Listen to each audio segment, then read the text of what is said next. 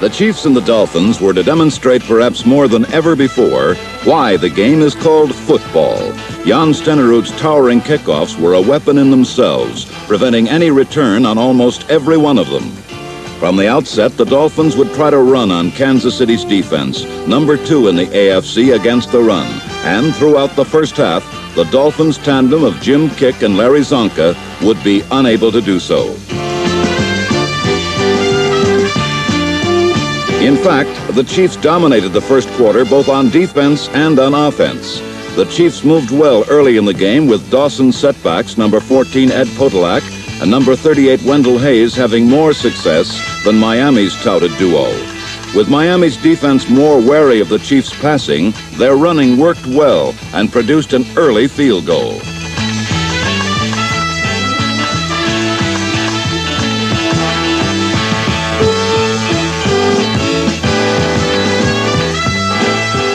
Then on the Dolphins' second series, Greasy sprung Paul Warfield for his first catch and the Dolphins' first down.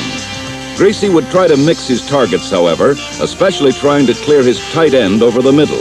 He tried this and failed, as middle linebacker Willie Lanier was in perfect zone coverage, intercepted, and caused one of the few turnovers Miami has suffered all year.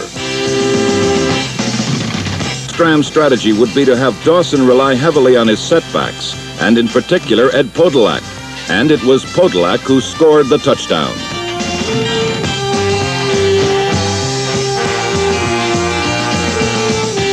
Repeating the score, we can see Dawson look the defense one way and go the other, where he had Podolak and number 76 guard Mo Mormon ready to stamp out any would-be tacklers.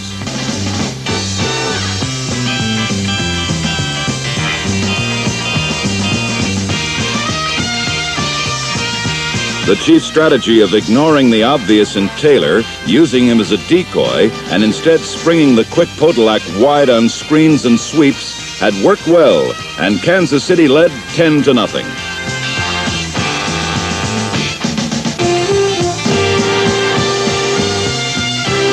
Conversely, Miami's only offense so far had been the obvious, Greasy to Warfield.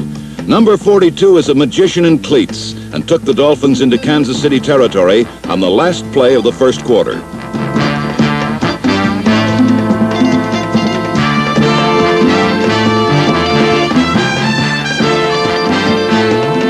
The Chiefs were stifling Miami's running, and Greasy really had no choice but to continue to pass. He was receiving good protection, and this, plus his ability to roll out of pressure and throw accurately on the run, is one of the reasons the Dolphins got to the playoffs. His receivers are always conscious of this and work well with Greasy on a busted play, as number 80 tight end Marv Fleming did here.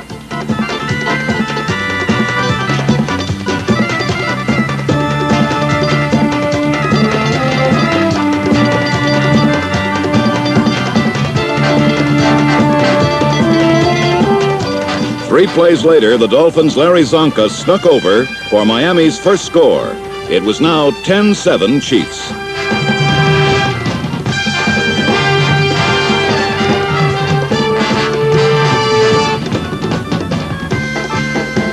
Dawson kept getting the big play from Ed Podolak. The Chiefs' downfield blocking for Podolak was superb, and Podolak again sparked the Chiefs into Dolphin territory.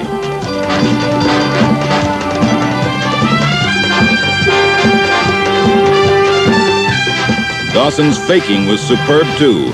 On the next play, he fooled almost everyone with 3 backfield fakes. However, he failed to fool Curtis Johnson, number 45, who stayed right with Otis Taylor and halted the drive with an interception. But the Dolphins failed to move with the interception, and the Chiefs got the ball back on a punt. It was Podolak again, using his deceptive speed to outrun the Dolphins' line and linebackers, 32 yards to the Dolphin 29. This was to be one of the key series in the game, for although Podolak had taken them deep, the Chiefs came up empty. So the Dolphins took over with under 4 minutes left in the half, and although Greasy had some success with short flips to his setbacks, the Dolphins could not reach midfield. Aside from the one touchdown drive, Miami could not figure out the Chiefs' defense, which was keying on Miami's runners and for the most part pressuring and containing Greasy. the Chiefs took over with a minute and a half left in the half. It was here that Ed Podolak, who had played so well throughout the game, made his only mistake. Trying merely to run out the halftime clock, Podolak lost the ball, Dick Anderson recovered, and the Dolphins would have the last shot before the half.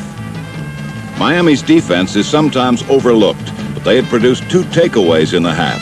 Greasy failed to capitalize on Johnson's earlier interception, and now he failed to score on Anderson's recovery. But Yepremian did kick a field goal here to salvage 3, and the teams went into the locker room tied 10-10 at the half.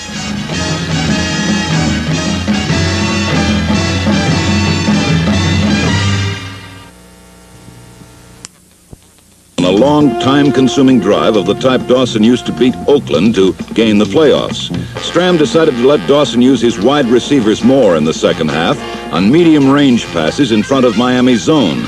And 2 of the key plays in the drive were passes to number 17 Elmo Wright and to Otis Taylor, who lateraled to Podolak.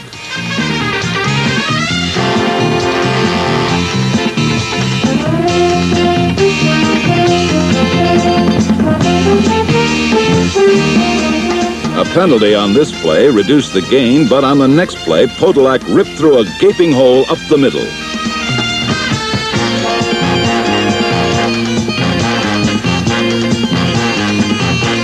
Stram had inserted the third in his big back arsenal, Jim Otis, and number 35 made a key first down on 3rd and 2 from the Dolphin 13, bouncing off his own blocker and moving to the 1.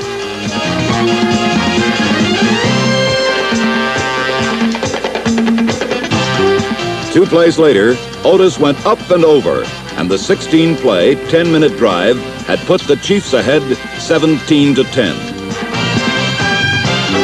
But the next 4 minutes saw the Dolphins do quickly what the Chiefs had taken almost a whole quarter to do.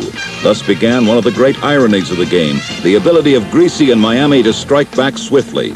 First, Greasy hit number 81, Howard Twilley.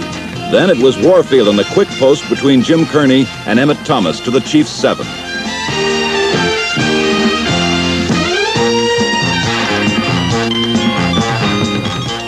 Two plays later, on 3rd and goal from the 1, Jim Kick went over, and Yepremian's extra point tied the score at 17 at the end of the 3rd quarter. The game was dead even both on the board and on the field.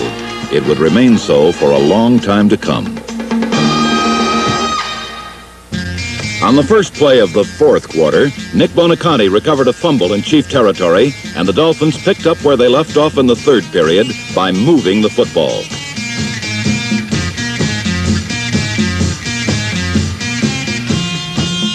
Greasy passed right into the arms of linebacker Jim Lynch. Miami's first series of the new quarter, like Kansas City's, had ended in a turnover.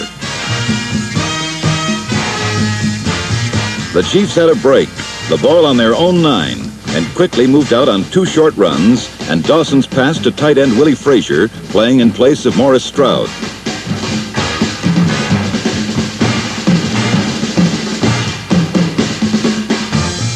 The Chiefs' short game had drawn the Miami defense in tight. So here, from his own 34, Len Dawson threw the long ball.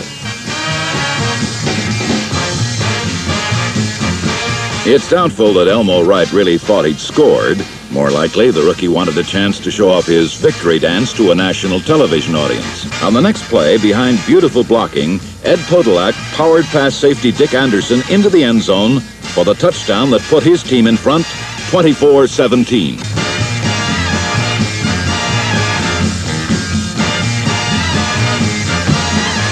There was just 7 minutes left in the game now, but it was enough time for Bob Greasy to put on a furious display of pinpoint passing that brought Miami right back in the game. First, after rolling right, Greasy turned and threw across the field for his tight end Marv Fleming on a play that produced 13 yards and a first down on the Miami 42.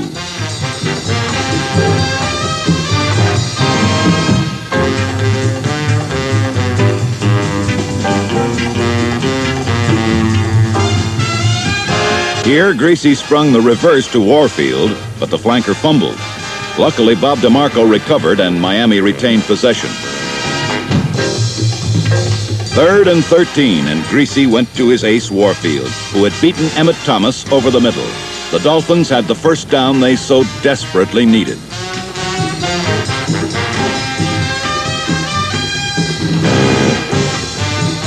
From here, Greasy simply peppered the Kansas City secondary with a succession of short, accurate passes. First to Jim Mandich at the right sideline, then a perfectly lofted pass to Warfield, who took it all the way to the Chief 12.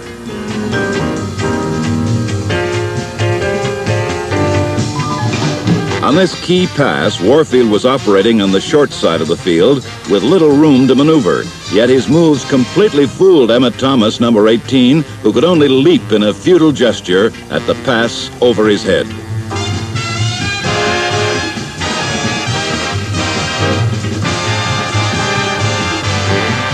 Now from the 12, Greasy continued his aerial onslaught with a rollout bullet to Howard Twilley at the 5-yard line. Miami called timeout. There was now only a minute and a half remaining in the game.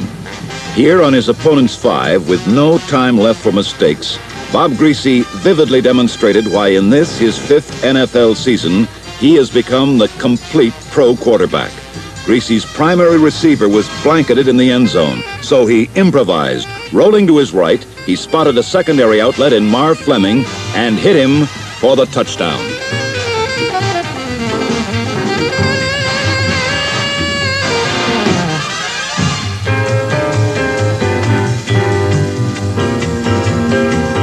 The Dolphins had again spotted the Chiefs a touchdown, then marched the length of the field to tie them.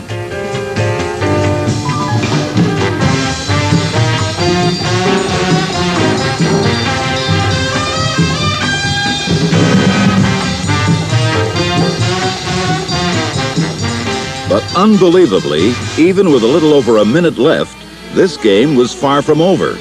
The reason again was Ed Podolak. The 3rd year back from Iowa took the kickoff and burned 78 yards through the Dolphins before being pushed out of bounds by Curtis Johnson.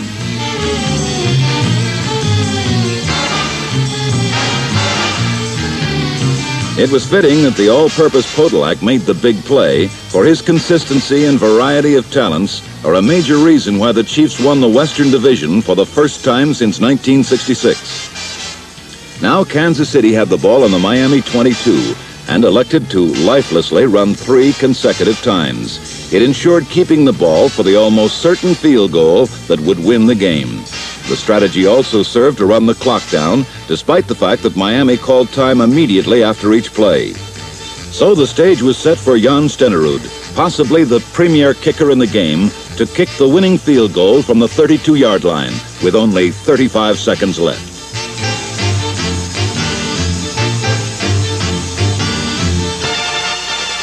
It seemed like a sure thing, but it wasn't.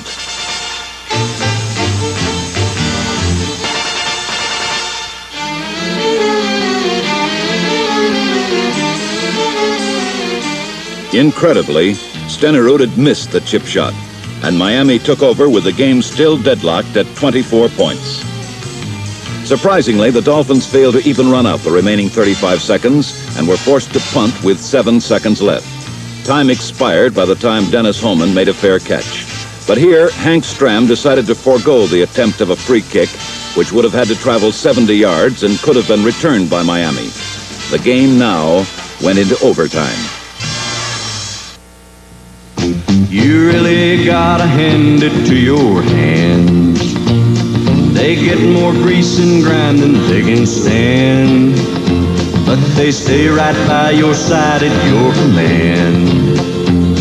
You really owe your hands a helping hand. So lather up with Paraxo, shake hands with Paraxo, come clean with Paraxo, shake hands with Paraxo, lather. You know, sometimes you just don't like the finish on something, and that's the best time to reach for a Black & Decker finishing sander, because they're the best-selling line of finishing sanders in America. At up to 10,000 orbits a minute, they'll take on paint, rust, rough wood, or any unpleasant finish and get rid of it. There. Now that's what I call a nicer finish. When America has a job to do, it reaches for Black & Decker. Whoa! Look at there! Monroe's giving away $10. Just go to any participating dealer before June 30, make your best deal on Ford Radiomatic or Monroe Magnum 60 shocks, and he'll give you $10. That's quite a deal. McDonald Auto Supply carries a huge stock of Monroe shocks. Garo Yepremian kicked off, purposely keeping the ball low and away from Ed Podolak. But he ended up with it anyway, and again made a fine return, giving his team excellent field position on their own 46. Already, the Chiefs were close to Stenerud's field goal range, and they quickly improved their position on the first play when workhorse Podolak took a screen into Miami territory.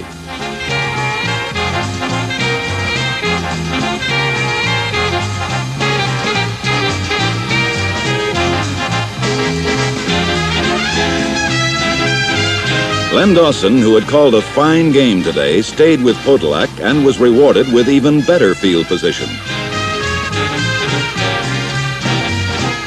But Dawson may have gone to the well once too often, for on the next play, Podolak fumbled, and though Miami gestured madly, Kansas City recovered the ball on the Dolphin 35.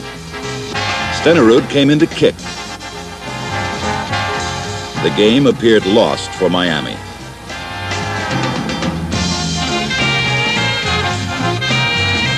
But Nick Bonaconte blocked the kick, and the Dolphins again had a new life after teetering on the brink of defeat. On this series, Miami's first in overtime, the Chief defense seemed to vent their frustration on the Dolphins. Aaron Brown crashed into Greasy's sore shoulder, and the young quarterback obviously felt the pain. This was a great day for the AFC's number 1 and number 2 passers, both former Purdue quarterbacks, although a decade apart. Today, both were magnificent. Again, the Chiefs smelled out the flanker reverse, Marvin Upshaw tripping up Warfield for a loss that ended Miami's first overtime series. But their defense held the Chiefs and forced a punt to Jake Scott, the second leading returner in the AFC. And Scott's 18-yard dash gave Miami decent field position, which is so important in sudden death.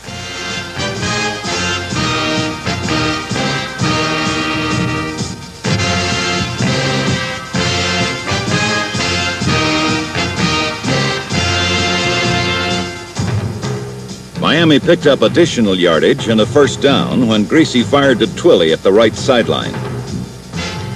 But their next 2 plays got nowhere against the Chiefs' defense. Watch Marvin Upshaw, number 81, shrug off a block by Larry Little. Larry Zonka was the victim. The huge fullback had been held in check so far today. Now faced with 3rd and 9, Greasy went for Warfield, who this time was well covered by Emmett Thomas. Warfield caught 7 passes today, most of them on Thomas. But here, with Miami driving, the cornerback came up with a vital save. A repeat in slow motion shows how he did it.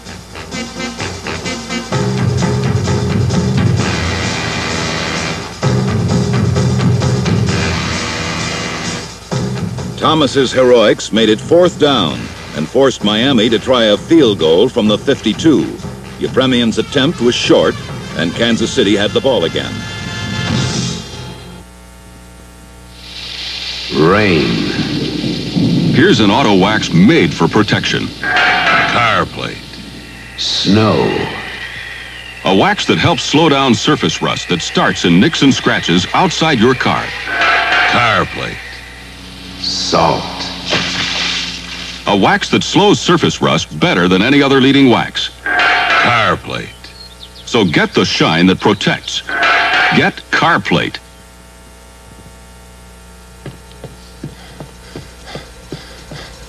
This is force. Up to 500 pounds of it. That's the kind of torture a running shoe has to take with every stride. These are the shoes built to take it, the amazing new USA Olympics. Built to take the pounding, cushion the shock, and provide the comfort, stride after stride, mile after mile. USA Olympic joggers, only $17.99, and only at JCPenney. They're built to take it.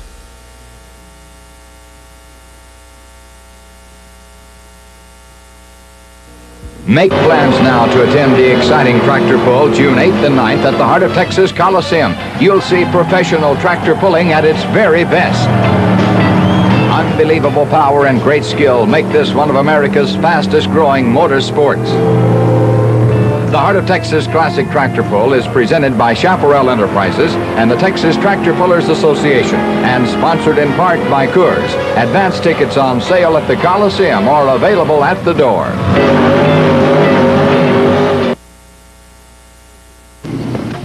Daddy, can I help you? Not now, Cindy. Daddy's busy. Go help Mommy. Understanding in a family is a wonderful thing.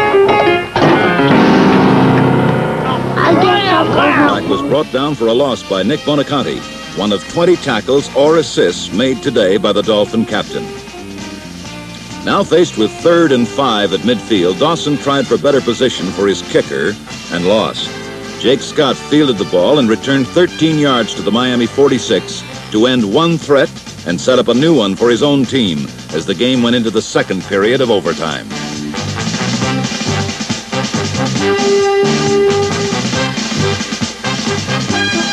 But even this break didn't help Miami, as on 3rd down, Greasy scrambled away from intense pressure, ran right up to the scrimmage line, and let fly with everything he had.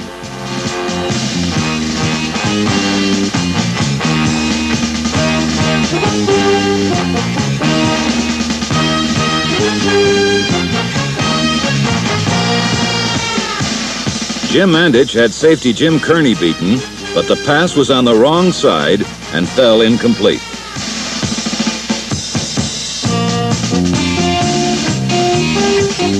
Another opportunity had been missed by Miami, but their defense again stopped the Chiefs, and Greasy had the ball on his own 35. He called for Zonka on a counter against the flow, and the big back finally broke loose. This play, one of the biggest of many in this thriller, finally brought Miami into good field position, and Garo Yepremian came in to make the most important kick of the 1971 NFL season. It was good. Another look shows Yepremian knew it was good as soon as he kicked it. His holder, Carl Noonan, waited for the signal before celebrating one of the most exciting victories a team has ever won. In the longest professional football game ever played, a field goal had propelled the Miami Dolphins into the championship game. In only the 4th sudden death overtime in the league's history, the Kansas City Chiefs' dream of a 3rd Super Bowl was ended, while Don Shula's young team had kicked and scratched and came from behind to prove that they're a team that has arrived.